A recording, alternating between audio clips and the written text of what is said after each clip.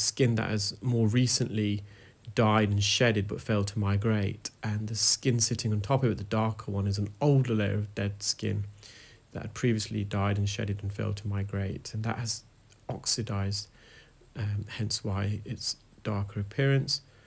I'm just trying to peel away as much skin as I can now.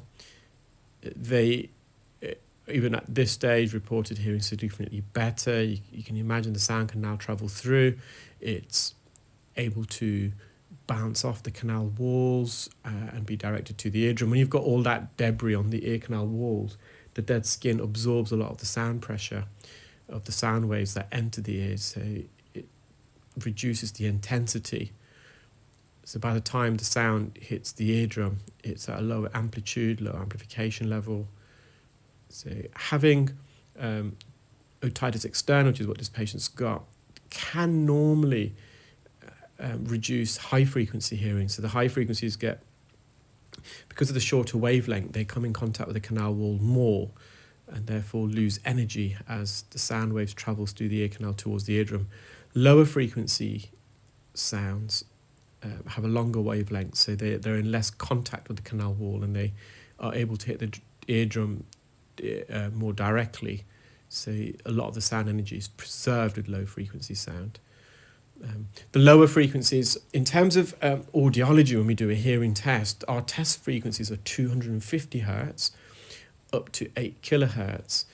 The human ear has got the ability to hear between the ranges of 20 hertz and 20,000 hertz.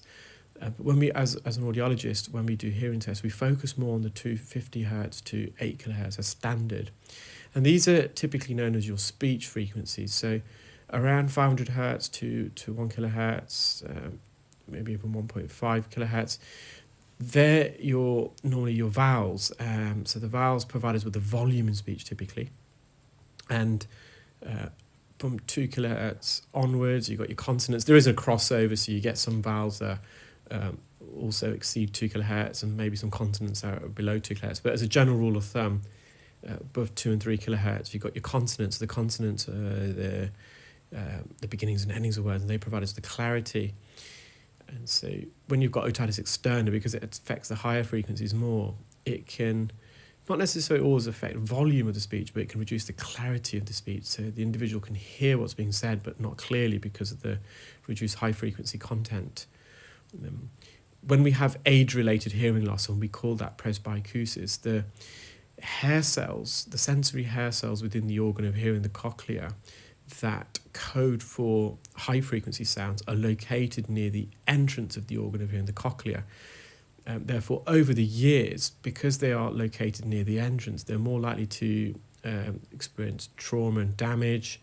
I always compare it when I discuss it with my patients to like a carpet in a hallway. The carpet near the front door typically gets worn out first because it's more exposed to people walking over it, with it being near the front door. Similarly to the sensory hair cells that code for the higher frequencies, because they're located near the entrance of the ear canal.